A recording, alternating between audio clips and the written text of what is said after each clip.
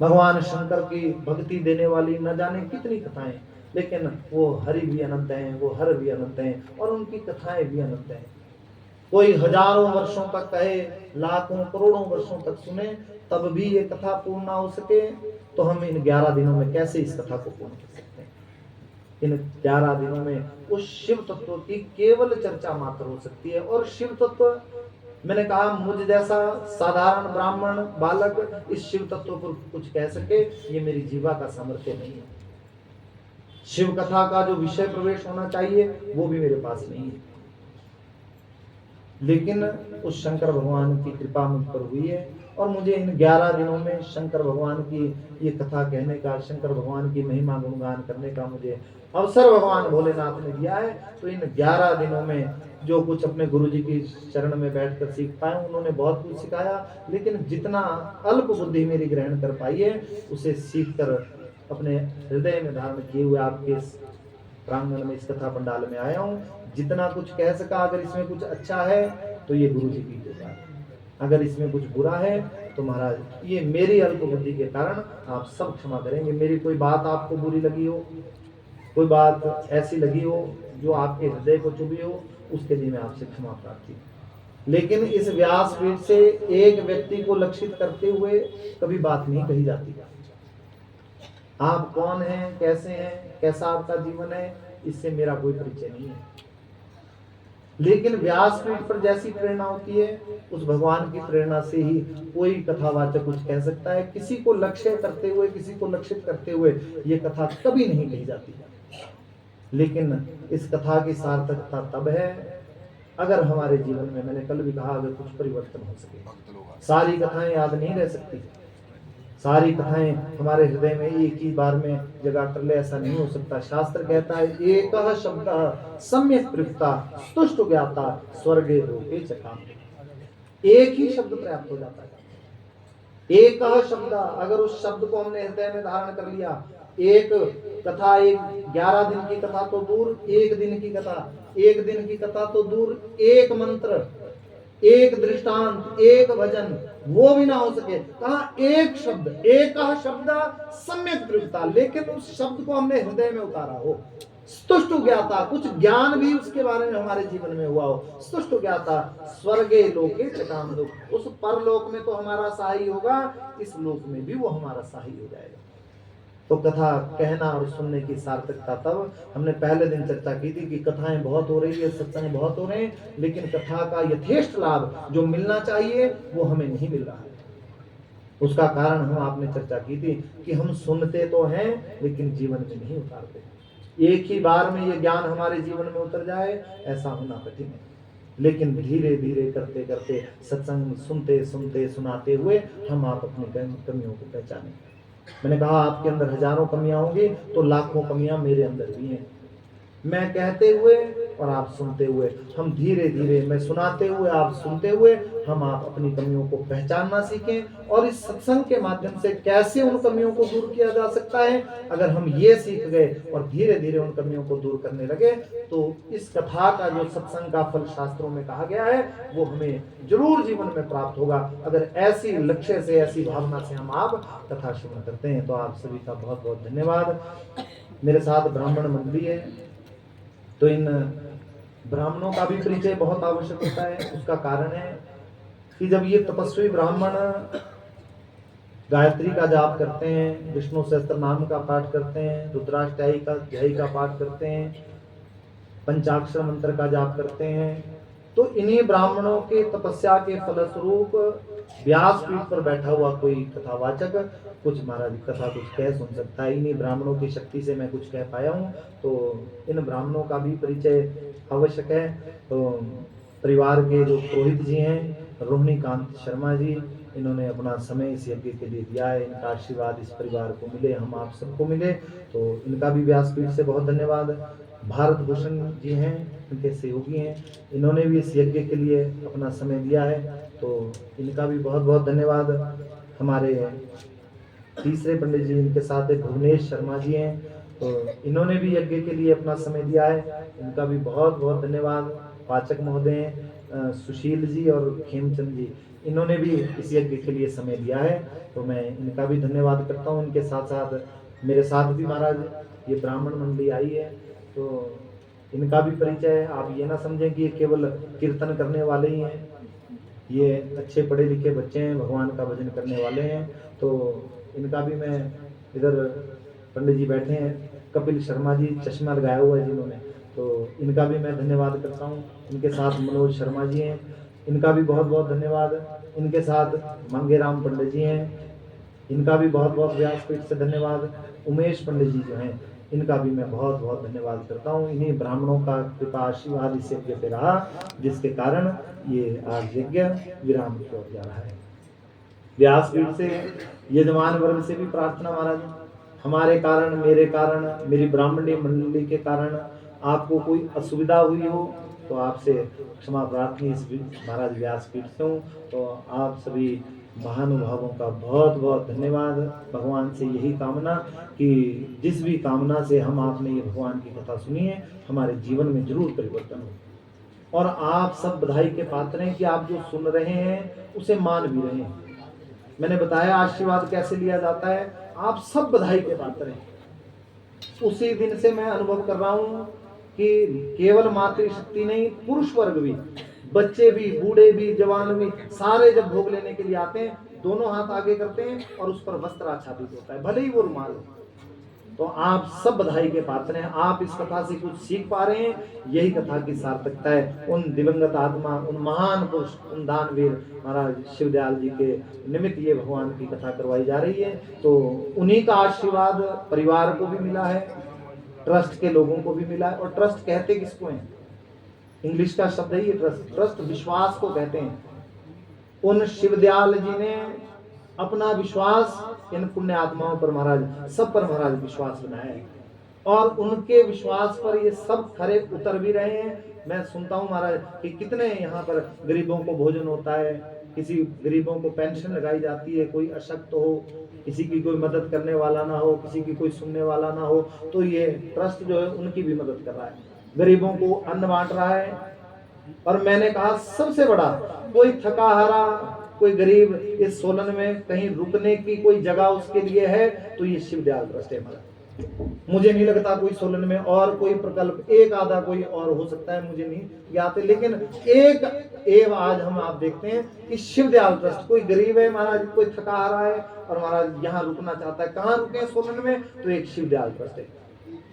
और सब लोग बधाई के पात्र हैं। इतना अच्छी व्यवस्था, इतने साफ सुथरे बिस्तरे, बहुत अच्छा आनंद से महाराज ये ट्रस्ट के लोग तो काम कर रहे हैं, लेकिन ट्रस्ट से जुड़े हुए जो सारे लोग हैं ये सब बधाई के पात्र हैं। एक बार जोरदार तालियों के साथ उनका। और दूसरे बधाई के पात्र इसलिए हैं कि मुझे आज पता लगा कि शिवदयाल ट्रस्ट किसी से कोई दान नहीं लेता है। शिवदयाल जी के द्वारा जो स्थापित किए गए ये प्रकल्प हैं, इसी से जो धन होता है, ये सारे जितने भी धर्मार्थ काम होते हैं, वो अन्न क्षेत्र हो, अन्नदान हो, किसी को वस्त्र दान हो, किसी की मदद हो, धन के रूप में, किसी भी रूप में जो ये धर्म हो रहा है, दान हो रहा है, तो ये शिवदयाल जी के ही जो प्रकल्प हैं उसी से ये दान हो रहा है। और ट्रस्टीगण ऐसे हैं महाराज, इनका मन ये करता है कि कैसे उत्थान हो जाए, कैसे महाराज इस ट्रस्ट को आगे बढ़ाया जाए, कैसे शिवदयाल जी के नाम को आगे बढ़ाया जाए। और नाम आगे बढ़े क्यों ना, महाराज शंकर भगवान का नाम ही उनके साथ जुड़ा हुआ है। तो इनका मन ऐसे ही भगवान के भजन में लगा रहे, इनका मन ऐसे ही इन धर्मार्थ कार्यों में लगा रहे, भगवान के प्रति इन सब की, इस ट्रस्ट मैंने विश्वास, उस शिवदयाल जी का विश्वास ऐसा ही इन पर बना रहे। भगवान इन सबको दीर्घायु करे, जिसके फलस्वरूप ये ट्रस्ट दिन दुगनी रात चौगुनी आगे तरक्की करे। खूब धर्मार्थ यहाँ पर महाराज प्रकल्प होते रहे, काम होते रहे, गरीबों की नारायण रूप में सेवा होती रहे, यही कामना महाराज इस व्यासपीठ से इस ट्रस्ट के लिए। खूब दीर्घायु हो महाराज। अंतिम दिन आशीर्वाद दिया जाता है, लेकिन आशीर्वाद बड़े बड़े महापुरुष देते हैं, संत महात्मा देते हैं, बड़े बड़े ब्राह्मण देते होंगे, बड़े बड़े कथावाचक देते हैं। मैं एक साधारण सा ब्राह्मण बालक, आप ही जैसी माँ के गर्भ से मैंने भी जन्म लिया है, मैं कोई बहुत तपस्वी नहीं हूँ, साधारण सा ब्राह्मण बालक हूँ, क्या आशीर्वाद दूंगा। बस यही कामना भगवान से कर सकते हैं कि महाराज जिनकी स्मृति में भगवान के शिव महापुराण की कथा हो रही है, उन्हें भगवान अपने चरणों में जगा दे और उनके द्वारा स्थापित किया हुआ ये विश्वास दिन दुगना रात चौगुनी तरक्की करे। महाराज खूब यहाँ पर सेवा सबकी हो, इसी कामना के साथ अपनी वाणी को विराम देते हैं। आप सभी का बहुत धन्यवाद। अंतिम भजन और उसके बाद अभिषेक। अच्छा पहले, अच्छा ठीक है, ये कुछ व्यवस्थाएं।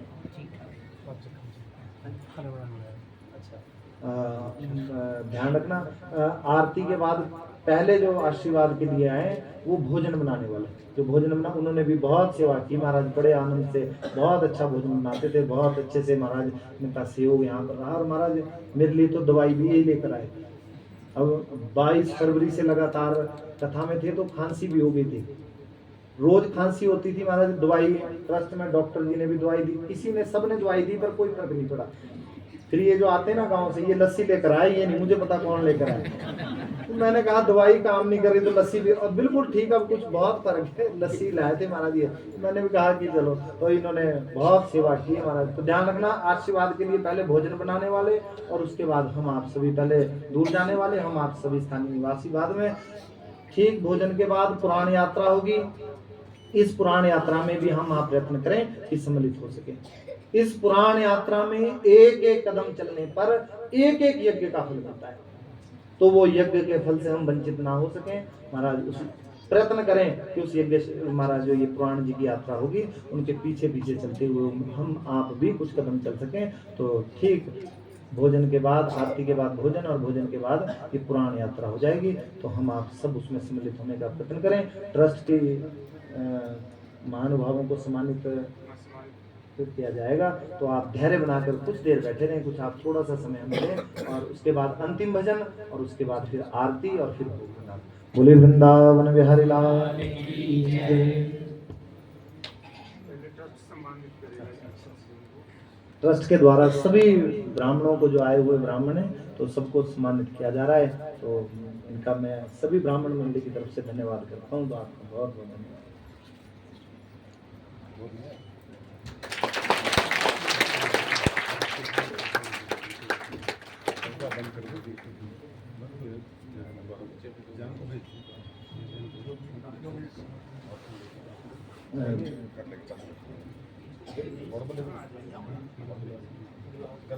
परिवार के जो पुरोहित जी हैं, रोहिणी कांत जी, उनसे थोड़ा आग्रह है कि वो यहाँ आए।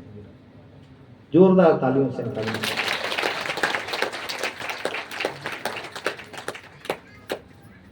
भारत भूषण शर्मा जी भी हैं, वो भी साथ में आ जाएं। जोरदार तालियों से निकालेंगे।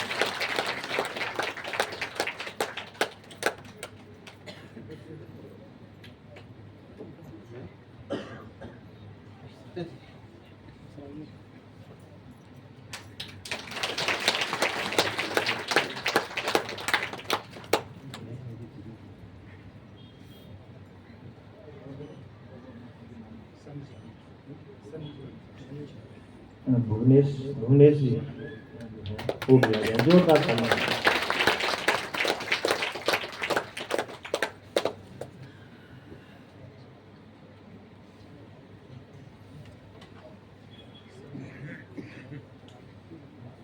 कपिल शर्मा जी भी आए, तो वो भी जल्दी से आ जाए, इनके लिए जोरदार तालियां। आप तालियों में तो बीच में आते हैं।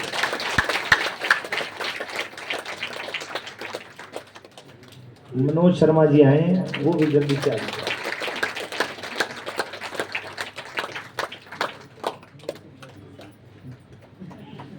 ये मनोज जी को मनोज जी सम्मानित कर रहे हैं, देखो।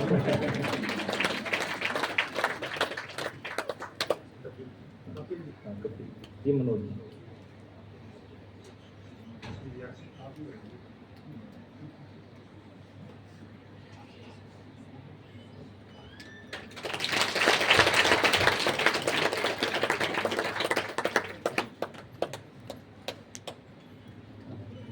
मंगेराम पंडित जी हैं, वो भी जल्दी से आ जाए।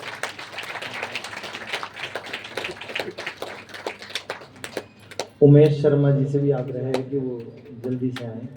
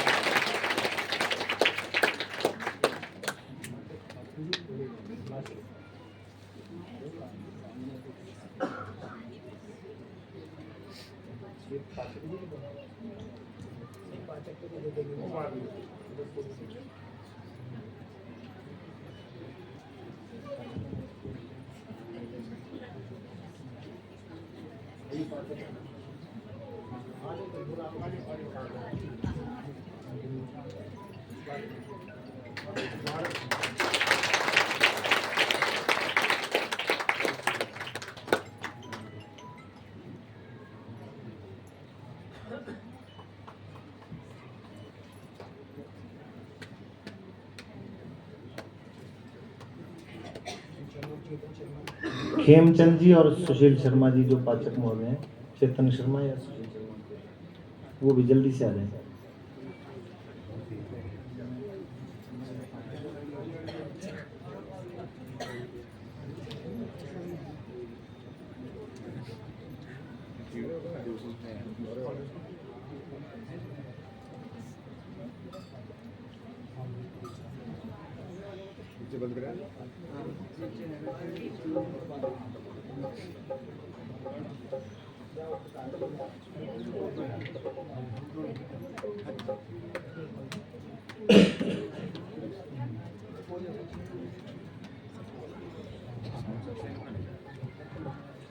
प्रधान जी के लिए भी जोरदार तालियां। ट्रस्ट के लोग आएंगे, आप तालियां बजाएं।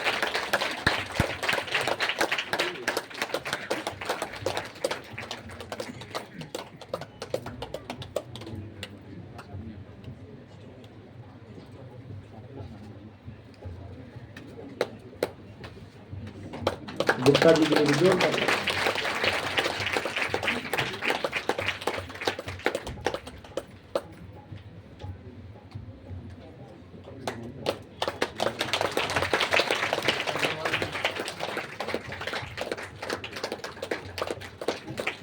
अब तालियों में क्यों तो जिससे करें।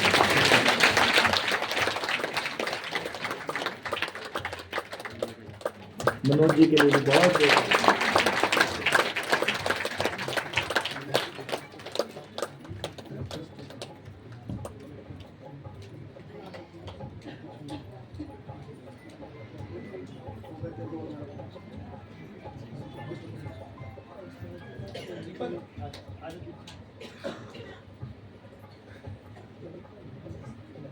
दीपक जी के लिए भी एक बार जोरदार तालियां।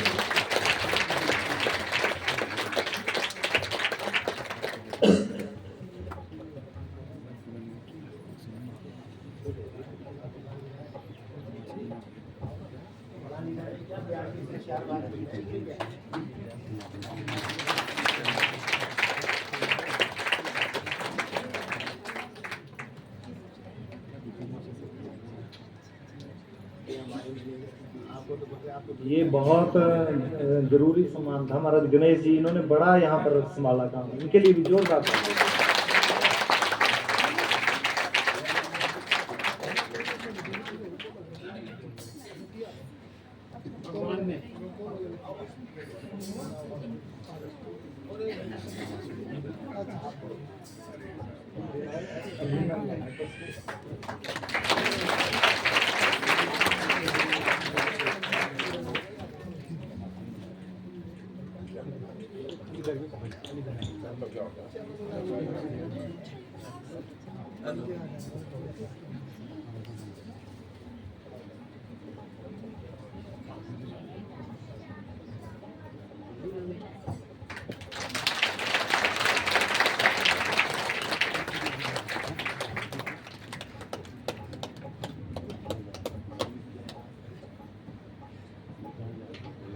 अब एक बार अपने लिए भी तालियां बजा दो आप।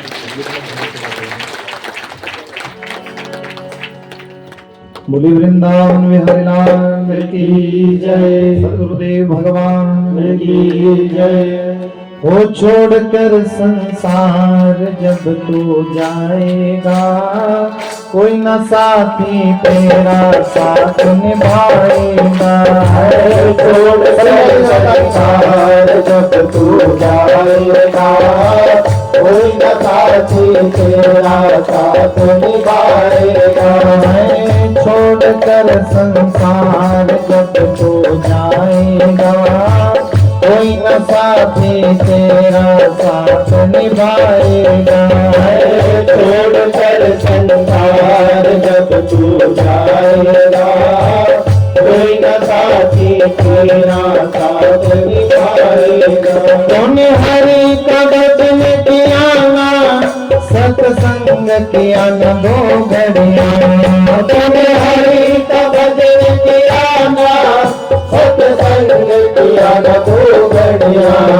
जम देख लगा कर तुझको ले जाएंगे हथकड़िया। यम देख लगा कर तुझको ले जाएंगे हथकड़िया। कौन छुड़ाएगा, कोई न साथी तेरा साथ निभाएगा। छोड़ कर संसार जब तू जाएगा, कोई न साथी तेरा साथ निभाएगा। छोड़ कर संसार जब तू जाएगा, कोई न साथी तेरा साथ निभाएगा।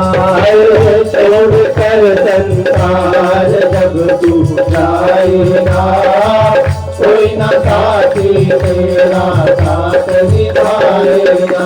इस पेट भरन की खातिर तू पाप कमाए हर दिन। इस पेट भरन की खातिर तू पाप कमाए हर दिन। शमशान में लकड़ी रख कर तुझे आग लगेगी एक दिन।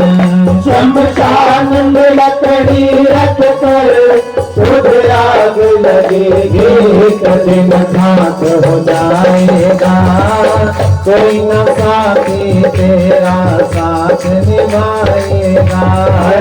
छोड़ कर संसार जब तू जाएगा, कोई न साथी तेरा साथ निभाएगा। छोड़ कर संसार जब तू जाएगा, कोई न साथी तेरा साथ निभाएगा। छोड़ कर संसार जब तू जाएगा, कोई न साथी तेरा साथ निभाएगा। सत्संग बहती गंगा, तू इसमें न डाले गोता। सत्संग बहती गंगा, तू इसमें न डाले गोता। वरना इस दुनिया से तू जाएगा एक दिन रोता।